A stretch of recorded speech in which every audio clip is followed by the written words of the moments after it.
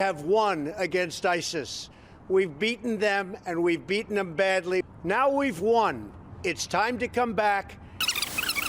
Americans will remain on the ground after the physical defeat of the caliphate until we have the pieces in place to ensure that that defeat is enduring. We're knocking the hell out of ISIS. We'll be coming out of Syria like very soon. Two U.S. officials tell NBC News the president reluctantly agreeing to keep troops in Syria. Well, analysts point out that the US-backed Kurdish fighters will now be left abandoned and vulnerable. Turkey's threatened an offensive in northern Syria against the Kurds, who they view as terrorists. A fear of a clash, then, with the US postponed Ankara's onslaught is the thought here now. Earlier, Ewan O'Neill discussed the latest decision of the US president with a member of the Turkish Patriotic Party, who believes the retreat of Washington from Syria is a huge step towards a new multipolar world.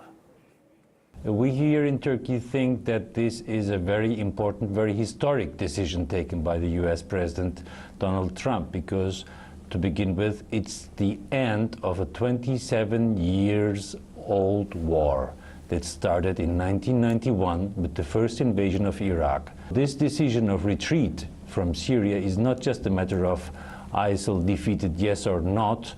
It is a basic decision to end this 27-year-old war led by the United States and its allies. So it's a historic decision, maybe not easy to understand here today with all the opposition within the United States, but in the long term we will face that this is the end of a period of US interventions in the Middle East and in Asia. But in terms of the country itself, Syria, what does the withdrawal of US troops mean for it? Exactly, that's the second point. That's the second aspect of this historical decision. It means that the period of US-controlled and US-led regime change is over as well.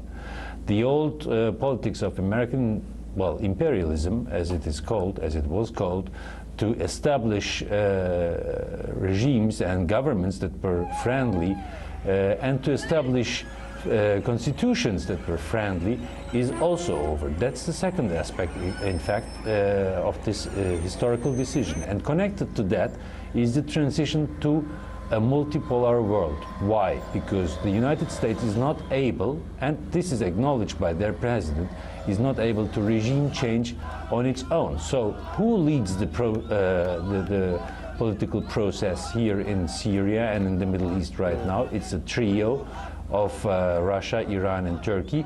And of course the main weight in this trio, it's four actors actually, is the Syrian government and the Syrian people. So that is a political process that is led by different actors, and the United States is not one of them anymore. So this is the transition, therefore, to a multipolar world where other countries than the United States among themselves cooperate and determine their future. So definitely the United States will pull out of Syria, and this is the beginning of a new age.